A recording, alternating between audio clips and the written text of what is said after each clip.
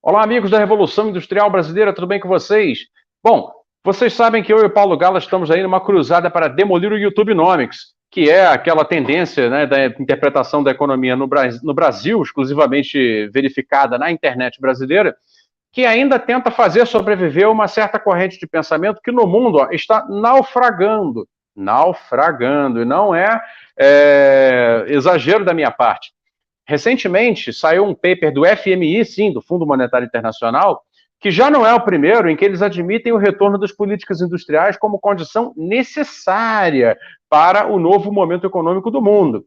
Simplesmente porque, depois de 30 anos gloriosos do capitalismo, lá no pós-guerra, no pós-Segunda Guerra Mundial, todo ele baseado em políticas keynesianas, o mundo realmente viveu uma onda de predomínio do pensamento baseado no monetarismo de Chicago, baseado no monetarismo lá do Milton Friedman, né, que veio a se chamar vulgarmente de neoliberalismo.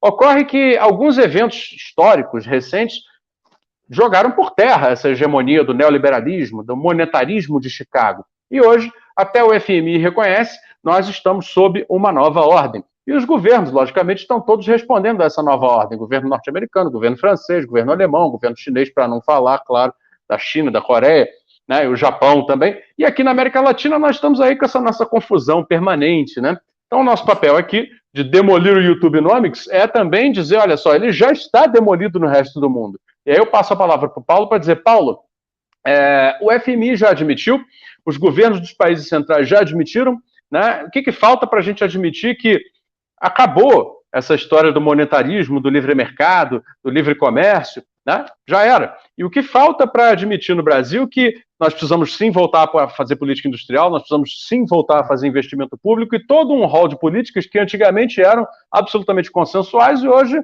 né, viraram aqui coisas exóticas. Obrigado, a palavra é sua. Tudo bom, Fausto? Prazer falar com você, com todo mundo.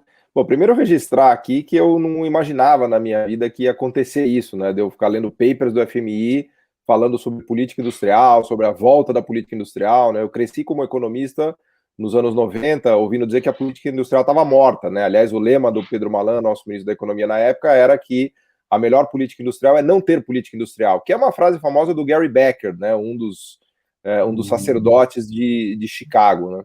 Ocorre que os Cavaleiros do Apocalipse destruíram o neoliberalismo, né? Quais são os Cavaleiros do Apocalipse? Primeiro, a grande crise de 2008, depois a ascensão da China e, por fim, a pandemia do Covid. Então, esses três eventos obrigaram, por assim dizer, os países ricos a retomar políticas industriais, a retomar políticas keynesianas, políticas de inovação, políticas de compras de governo, políticas de financiamento público, até mesmo fortalecimento de bancos públicos, né?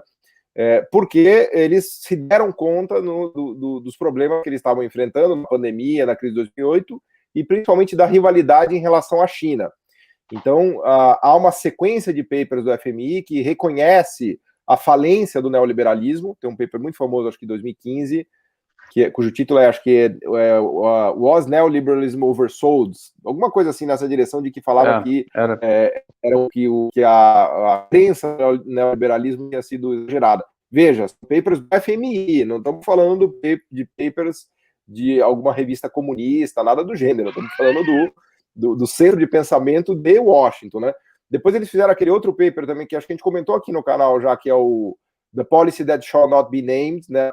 A política cujo nome não pode ser pronunciado, em homenagem ao Voldemort. Opa, pronunciei o nome dele, né? Do Harry Potter, que é a política industrial. E agora, mais recentemente, saiu um último paper falando da retomada, da volta da política industrial, também do FMI, né? A coisa ficou tão, vamos dizer assim, na cara, né? Que não tem como a FMI negar isso, não tem como uma pessoa ser um economista minimamente sério, um cientista minimamente sério e negar a importância dessas políticas e do que está sendo feito hoje no mundo, porque a Europa faz isso, os Estados Unidos fazem isso, a Ásia e a China fazem isso, como você também tem analisado e tem mostrado aqui no seu canal, né? Então, eu acho que é importante colocar esse contexto histórico e até explicar um pouquinho, Fausto, porque tem uma diferença entre políticas keynesianas e políticas industriais, né? Acho que é legal explicar para as pessoas isso, porque as políticas keynesianas, elas dizem mais respeito à chamada estabilidade macroeconômica, ou políticas contracíclicas, né? Qual é a ideia? Quando a economia cai no buraco,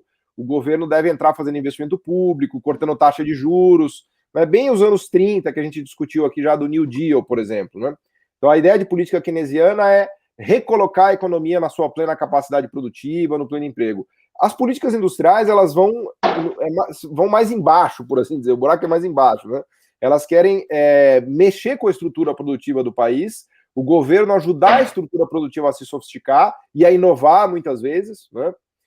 E envolve outros tipos de medidas que não keynesianas, por exemplo, compras governamentais com direcionamento tecnológico, tarifas e subsídios, financiamento de bancos públicos, né?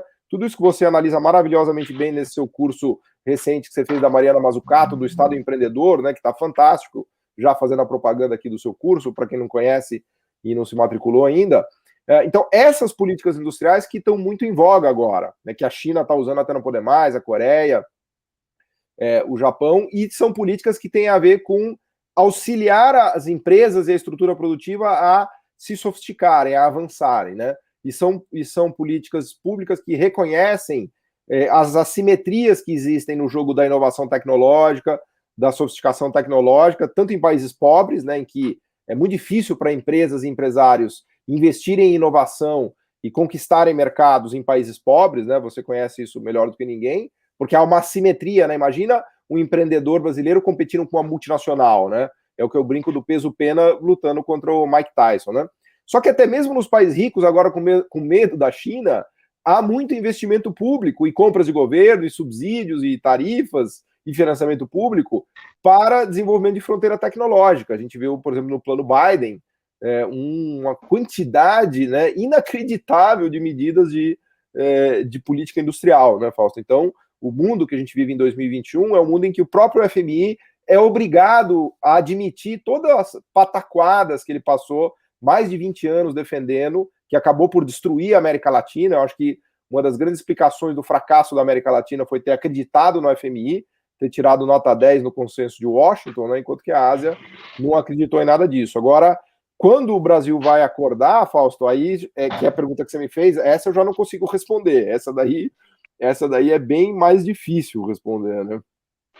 Eu acho que também quando o Brasil vai acordar não deixa de ser uma variável do nosso trabalho, né? Acaba sendo uma função daquilo que nós estamos fazendo, conscientizando pessoas, trazendo a informação e um pouco dessa visão que já está praticamente, né, tornada comum novamente no mundo inteiro e que aqui no Brasil ainda é bloqueada, né, pelos grandes detentores dos poderes de filtragem da informação, né, da grande mídia. Né? A grande mídia, quando trata de economia, exerce um poder de filtragem da informação.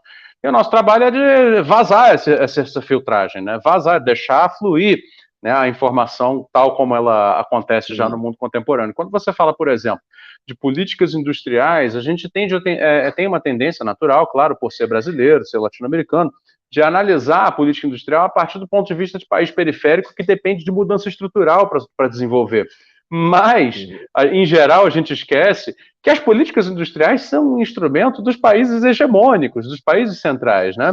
E aí entra o mérito do trabalho da Mariana Mazzucato, que você citou que eu fiz o curso, realmente fiz, é o Estado Empreendedor em 5 aulas, que eu faço um resumo do livro, uma síntese do livro em 5 aulas, o grande mérito dela de apontar exatamente como, onde, com que dinheiro e por que meios os Estados Unidos da América sempre foram praticantes de política industrial, assim, à larga, e tiveram, naturalmente, o resultado que políticas como essas produzem, né? Ou seja, alcançaram fronteiras tecnológicas, deram saltos no desconhecido que geraram grandíssimos domínios tecnológicos que depois demorou anos para que alguém chegasse a concorrer com eles, e nisso tudo, são grandes vantagens que vai se expressando naquela gif animada clássica que o pessoal compartilha no WhatsApp de vez em quando, da corrida do PIB, né? Do PIB nominal, né? Quer dizer, do pós-guerra para cá, a barra líder, né, dos Estados Unidos sempre se manteve ali em crescimento e líder. Só agora é ameaçada por um país que faz exatamente aquilo que eles sempre fizeram, que é o caso da República Popular da China. O Reinert tem uma frase ótima no livro dele, né, que diz assim, o Eric Reinert, o Alexander Hamilton, lá no século XIX, deu a linha e ganhou o debate. Falou, tem que, né, dar uma banana para os ingleses e fazer política industrial aqui dentro. E aí, o Thomas Jefferson dizia o contrário, dizia que eles tinham que aderir ao livre comércio. E aí ele diz assim, os americanos, no seu pragmatismo sempre muito costumeiro, né, usaram a ideia do Hamilton para consumo próprio e deixaram a ideia do Jefferson para exportação, porque muito convenientemente ele impediria o surgimento de concorrentes. Pomada para uso externo. Pomada para uso externo. Exatamente. Mas tem um tema aí, tem um tema de Brasil que acho que é importante a gente explorar, porque você perguntou especificamente do Brasil, e que tem a ver com essa discussão do FMI, que eu acho que é uma interpretação muito errada que se dá no Brasil para o nosso período desenvolvimentista que vai de 30 a 80, né? Também conhecido como o período de substituição de importações, que foi o período em que o Brasil fez muita política industrial, né?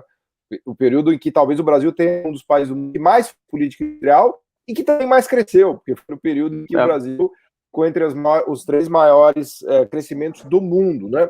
Só que a leitura que se faz no Brasil dos liberais é que o Brasil não cresceu, o Brasil não se desenvolveu porque ele fez políticas industriais nessa época, porque ele fez uma política desenvolvimentista. Eu tive aulas já, Fausto, que me deram ânsia de vômito, assim, de tamanho absurdo que os professores falavam, que essa distorção colocada na economia brasileira durante 50 anos impediu o desenvolvimento do Brasil.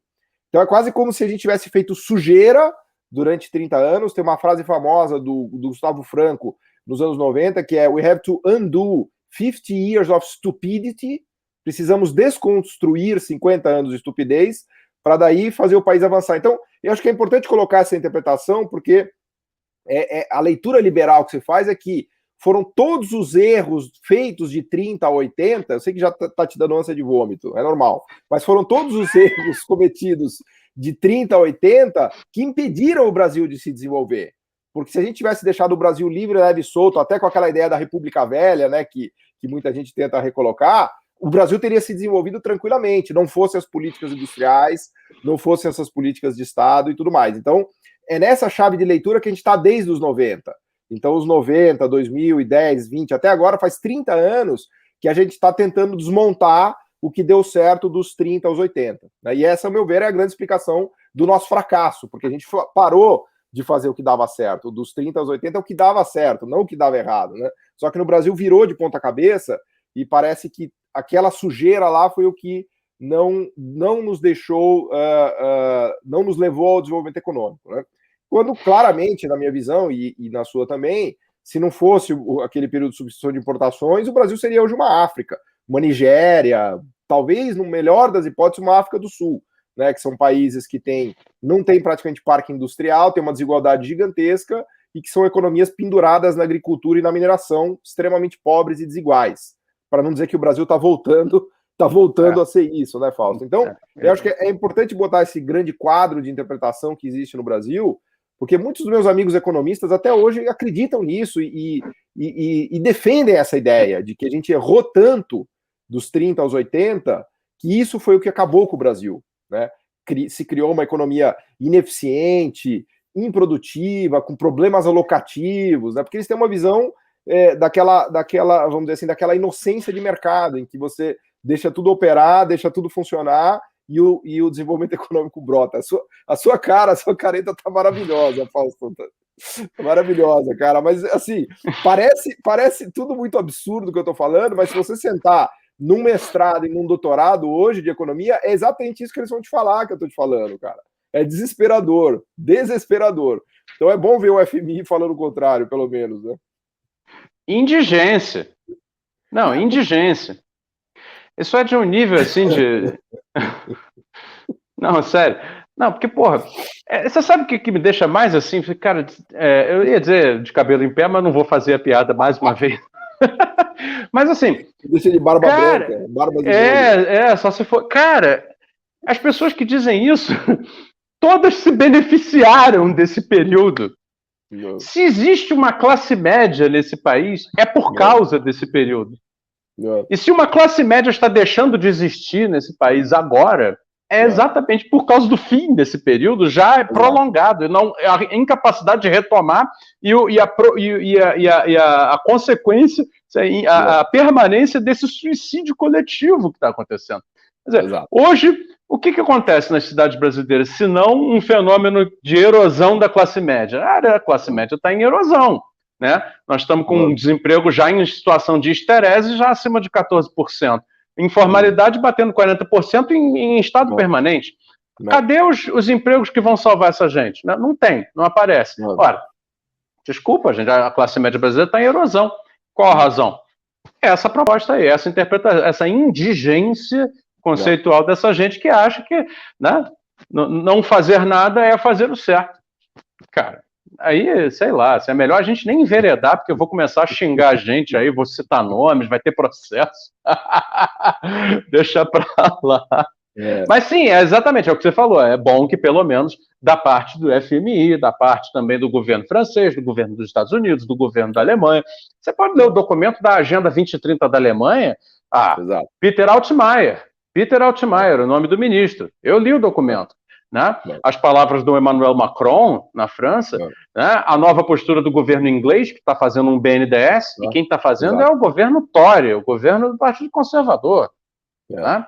Para não falar no Biden e seus 50 bilhões só para semicondutores, e etc, etc, etc. Então, gente, é isso, assim, eu acho que em termos de tamanho de vídeo tá legal, né, Paulo? Não sei se você tem mais alguma coisa a acrescentar, mas realmente é de estapear, assim, dá muita raiva. Eu espero que você que está nos ouvindo esteja sentindo essa raiva também, porque realmente é de indignar, é de você ficar por dentro das calças. Exato, enfim, os economistas liberais estão com a vida muito difícil no Brasil, né? Acho que vai restar eles ficar escondidos dentro da academia da Torre de Marfim, porque o mundo tá acachapante, né? Quando você olha papers do FMI, o site do FMI, que todos os governos estão fazendo, quer dizer assim, não tem muito para onde o cara correr, né? Enfim, tem que ficar lá escondido na sala dele, né? Enfim, metem uns artiguinhos na Folha de São Paulo de vez em quando, né? Mas aí é isso, são desmoralizados pela realidade logo em seguida. Tá bom. Paulo, obrigado. Gente, esse foi o Demolindo YouTubenomics comigo, Fausto Oliveira, da Revolução Industrial Brasileira, e o Paulo Gala, que vocês já conhecem. Então, assine nossos canais, acompanhe nossos conteúdos. Obrigado, até uma próxima.